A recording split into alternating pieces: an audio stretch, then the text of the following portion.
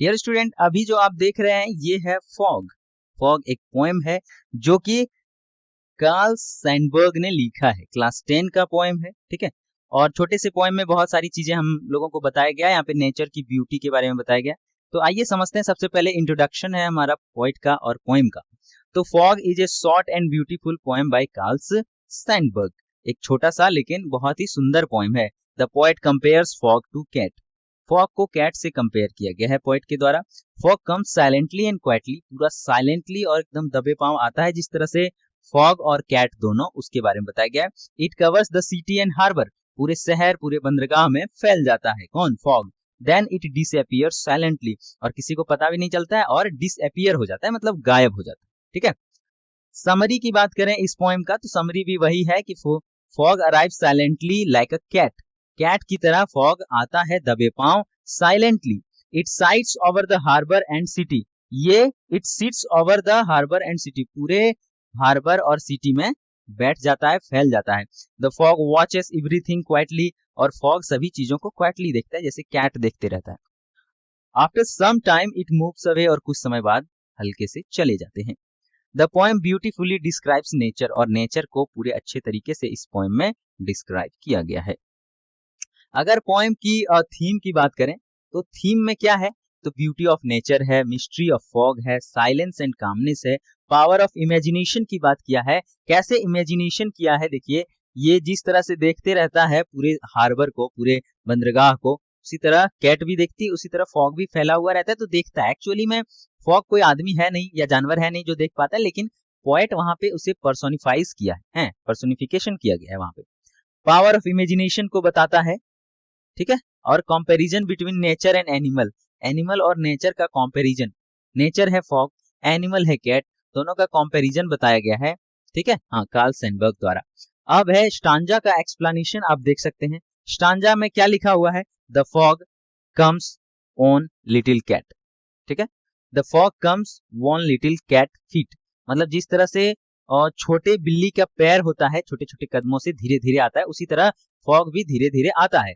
तो poet compares fog to cat, यहाँ पे फॉग को कैट से कंपेयर किया गया। इसका मीनिंग ये है कि fog moves silently and softly like a cat, एक बिल्ली की तरह साइलेंटली और सॉफ्टली मूव करते हैं। दूसरा स्टांजा अगर हम लोग देखें तो it sits looking over harbour and city, यानी कि यहाँ पे fog covers the city and harbour quietly, पूरे एकदम शहर, पूरा बंदरगाह, पूरा आसपास का जगह घेर लेता है ये फॉग, ठीक है। इसका मीनिंग क्या हुआ, the fog seems to observe everything silently, ऐसे लगता है जैसे वो फॉग आदमी है और हर चीज को धीरे धीरे देखते हुए जाता है। कुहासा देखते हैं कैसे आता है धीरे धीरे, वही है, कुहासा ही फॉग है और कुछ नहीं। स्टांजा 3 की बात करें तो on silent haunch and then moves on, यानी कि fog disappears quietly after some time, कुछ समय के बाद क्वाइटली डिसअपियर हो जाता है। मीनिंग ये है कि fog comes and goes silently without notice, किसी को पता नहीं चलता है कि वो जा रहा है, पर अचानक गायब हो जाता है, ठीक है। अब है इस पोएम का कुछ लिटरेरी डिवाइसेस, जैसे मेटाफर। मेटाफर मतलब दो असमान चीजों को की तुलना करना मेटाफर कहलाता है। जैसे फॉग, ये तो जीवित नहीं है, लेकिन कैट एक जानवर है, जीवित जानवर है, लेकिन दोनों का कंपैरिजन एक ही साथ किया है, तो दो असमान चीजों को एक साथ कंपैरिजन कर देना क्या कहलाता है, तो कहलाता है मेटाफर, ठीक है। पर्सोनिफिकेशन की बात करें तो fog is shown sitting and looking, fog का पर्सोनिफिकेशन किया गया है, यानी कि उसे पर्सन की तरह व्यवहार करवाया है, उसे ही पर्सोनिफिकेशन कहते हैं, या कोई चीज की तरह बता देना। तो बैठता कौन है, आदमी, और देखता कौन है, आदमी या जानवर, ठीक है। लेकिन फॉग को बताया गया कि ये लुकिंग करता है और सिटिंग करता है, तो यहाँ पे पर्सोनिफाइज किया गया है, यानी कि यहाँ पे एक लिटरेरी डिवाइस है पर्सोनिफिकेशन, उसका इस्तेमाल पोएट के द्वारा किया गया है। अगला एक लिटरेरी डिवाइस है जिसका नाम है इमेजरी। इन सारी चीजों से मिलकर पोएम बनता है। इमेजरी मतलब होता है beautiful picture of fog over the city, यहाँ पे इमेजरी किया गया। इमेजरी मतलब होता है इमेजिनेशन, ऐसी चीजें इमेजिन करके नई नई चीजों को पोएम में लाना कहलाता है इमेजिनेशन, ठीक है।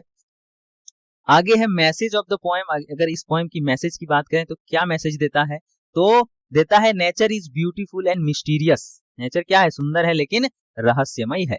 Small thing in nature are meaningful, छोटे छोटे चीजें नेचर में बहुत ज्यादा मीनिंगफुल होता है।